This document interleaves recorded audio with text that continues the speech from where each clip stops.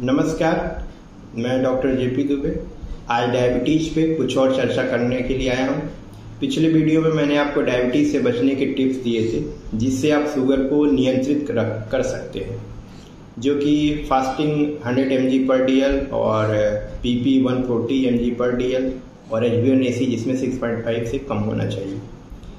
यदि शॉर्ट में समझना हो तो 10 पॉइंट मैंने आपको जो बता रखे हैं वो इस प्रकार हैं। रोज़ 20 से 30 मिनट तक योग करें। ओवरवेट हैं तो अपने वजन को कम करें और BMI को 18 से 23 के बीच में रखने का प्रयास करें। स्ट्रेस को कम करें। 30 से 35 मिनट डेली वॉक करें, साइकिलिंग करें या स्विमिंग करें। 6 से 8 घंटे की नींद लें। चावल, आलू और रोटी कम मात्रा में लें। कुछ घरेलू उपाय जैसे जामुन, करेला, मेथी का प्रयोग करें। कोई मेडिसिन यदि चल रही है, चाहे आयुर्वेदिक हो, एलोपैथिक हो, उसे रेगुलेट कराएं, एडजस्ट कराएं और चेंज करते रहें according to blood sugar value. इसके साथ ही regular blood sugar, LFT, KFT और आंखों की जांच कराते रहें। अब इसी चर्चा के दौरान एक GI ग्लाइसेमिक इंडेक्स की बात आई थी, जिसे यदि आप अच्छी प्रकार से समझ लेते हैं तो चावल को भी खा सकते हैं। है ना आश्चर्य की बात। पर GI जानने के बाद यह संभव है। पहले समझते हैं कि ये है क्या। ग्लाइसेमिक इंडेक्स एक तरह का मेजरमेंट सिस्टम है जो यह बताता है कि कोई पर्टिकुलर खाना खाने से ब्लड शुगर आपके शरीर में कितनी तेजी से बढ़ेगा। हाई GI जो फूड होते हैं, हाई ग्लाइसेमिक इंडेक्स के जो फूड होते हैं, वो डायबिटीज़ के लिए और ओबीज के लिए और कार्डियक डिजीज के लिए अच्छा नहीं होता। सभी फूड आइटम GI के आधार पर 3 कैटेगरी में रखे गए।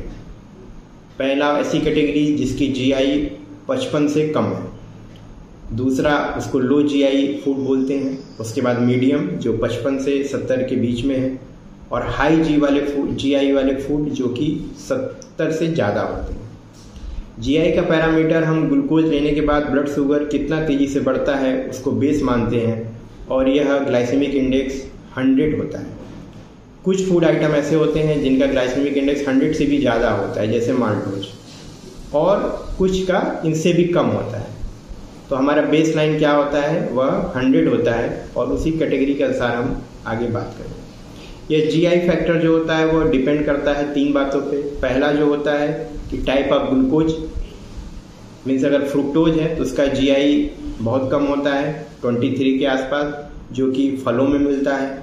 माल्टोज का 105 होता है जो कि ग्लूकोज से भी ज़्यादा है।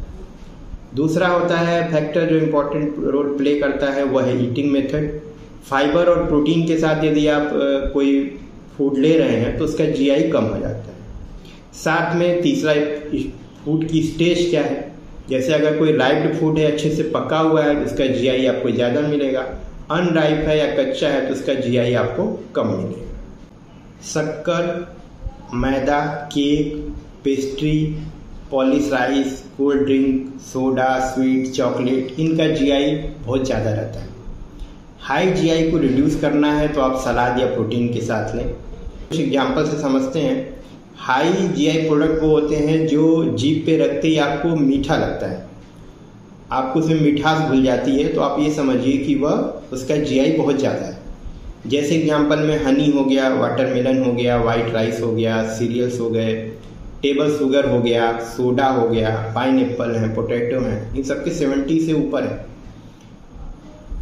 और मुरमुरे हो गया, शकरकंद हो गया, अरबी हो गया, और बेकरी के जो बिस्किट आते हैं, लगभग 75 प्लस में इनकी जो होती है GI होता है।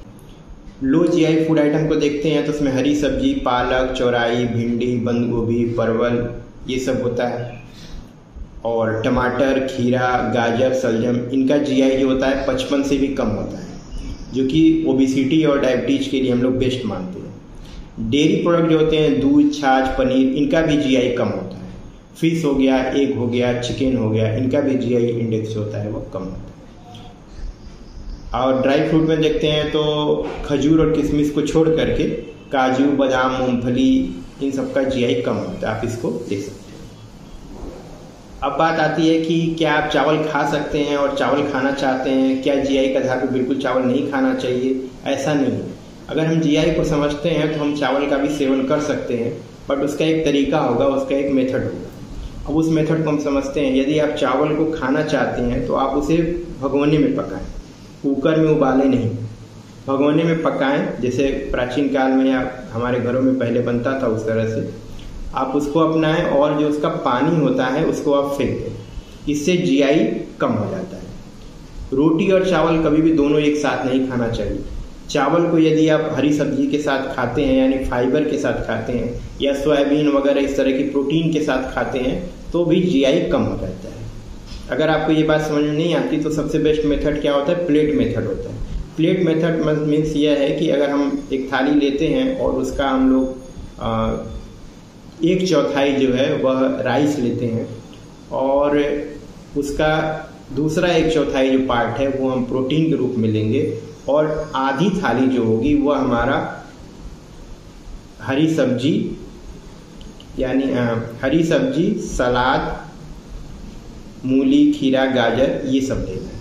मीन्स 1/4 चावल, 1/4 प्रोटीन और आधे भाग में हरी सब्जी आपको लेना है। अब हम इस बात को अब समझ चुके हैं कि लो जीआई क्या होता है। लो जीआई डायबिटीज के लिए, कार्डियक डिजीज के लिए, ओबिसिटी के लिए, हाई लिपिड प्रोफाइल के लिए रिकमेंड किया जाता है। तो आप अपने फूड में लो जीआई फूड को शामिल करें, जिससे आपका स्वास्थ्य अच्छे से अनुवर्तन होता है। यदि इस प्रकार की और भी जानकारी आप देखना चाहते हैं तो इस चैनल को सब्सक्राइब करें, आयुर्वेद और योग को अपनाएं और इसे जनमानस में लोकप्रिय बनाने में मेरा सहयोग करें। जय आयुर्वेद, जय धर्म।